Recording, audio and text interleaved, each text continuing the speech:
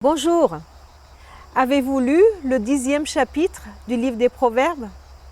Avec ce chapitre 10, nous commençons une grande partie de proverbes divers, une collection avec pour titre Proverbes de Salomon. À la lecture de ce chapitre, je vous invite à noter par-ci, par-là, des proverbes qui vous touchent et vous remarquerez qu'il y a des proverbes qui sont devenus même populaires. Plusieurs thèmes sont abordés dans ce 10e chapitre. La richesse, le succès, la parole. Ces proverbes nous encouragent à faire la joie de notre Père, à acquérir des richesses, certes, qui vont pourvoir à nos besoins, mais pas n'importe comment. Attention, attention à ne pas acquérir des richesses avec la méchanceté. Bien mal acquis ne profite jamais. C'est dans notre chapitre 10. Le gain d'un homme malhonnête est voué à l'échec. Encouragement à travailler sans paresse, avec avoir les mains actives, à accepter d'amasser les provisions même l'été, sans aller à l'endormissement. Ça vous rappelle une fable? Oui, les fables de La Fontaine. Encouragement à marcher dans l'intégrité, en travaillant avec honnêteté, en accueillant les commandements de Dieu. Des paroles aussi qui nous encouragent à veiller sur ce qui sort de notre bouche. Tout ce qui sort de notre bouche a un effet.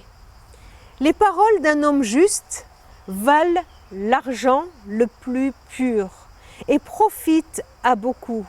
Les paroles peuvent être une source de vie. De quoi nous interroger vraiment sur nos paroles, non? En même temps, je trouve que ces proverbes nous encouragent parce qu'ils nous disent que oui, nos paroles, les mots qui sortent de notre bouche, peuvent être une bénédiction, peuvent faire du bien à ceux qui nous entourent, peuvent être une source de vie. Je suis sûre que vous avez reçu des paroles qui vous ont mis en route, qui vous ont encouragé. Je me souviens une période de ma vie, ça fait déjà quelques années, j'étais jeune et je me demandais quoi faire de ma vie, je me demandais comment trouver une direction à ma vie, qu'est-ce que je peux faire, quel métier, etc. Et je sentais l'appel de Dieu et j'étais tourmentée, je me disais mais comment savoir quel ministère je vais faire, qu'est-ce que je vais vraiment faire? Et je me souviens d'un homme de Dieu, vraiment un homme que j'estimais beaucoup et en qui je voyais une foi profonde. Je suis allée le voir et je lui ai dit, j'aimerais savoir quoi faire de ma vie. Il m'a regardé, il m'a juste dit, mais qu'est-ce que tu t'inquiètes? Dieu, il sait. Dieu, il sait comment tu vas le servir. Alors il te suffit de savoir que lui, il le sait. C'est tout ce qu'il m'a dit. Mais cette parole m'a mis en confiance, m'a mis en mouvement. C'est une parole qui m'a bénie, je m'en souviens des années plus tard. Quelles sont les paroles qui ont été une bénédiction dans votre vie? Eh bien, ces paroles que nous avons entendues peuvent nous encourager et nous donner de l'espérance parce qu'elles nous disent que nous, aujourd'hui, nous pouvons aussi prononcer des paroles qui vont bénir l'autre, qui vont être une source de vie pour l'autre. Notre espérance dans ce que Dieu peut faire nous procure la joie. Nous procure de la joie parce que la bénédiction de Dieu donne la prospérité. La bénédiction de Dieu nous encourage. Alors voilà, je vous donne et je nous donne, je veux relever aussi ce défi, que tout au long de cette journée, nous puissions travailler avec honnêteté, intégrité.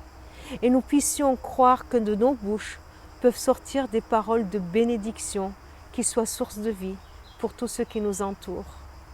Merci Seigneur de nous mettre en chemin pour bénir les autres.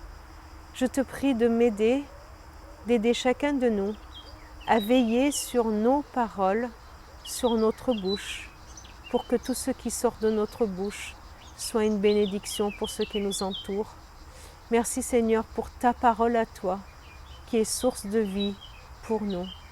À toi Seigneur soit toute la gloire. Amen. Bonne journée à chacun et à très bientôt.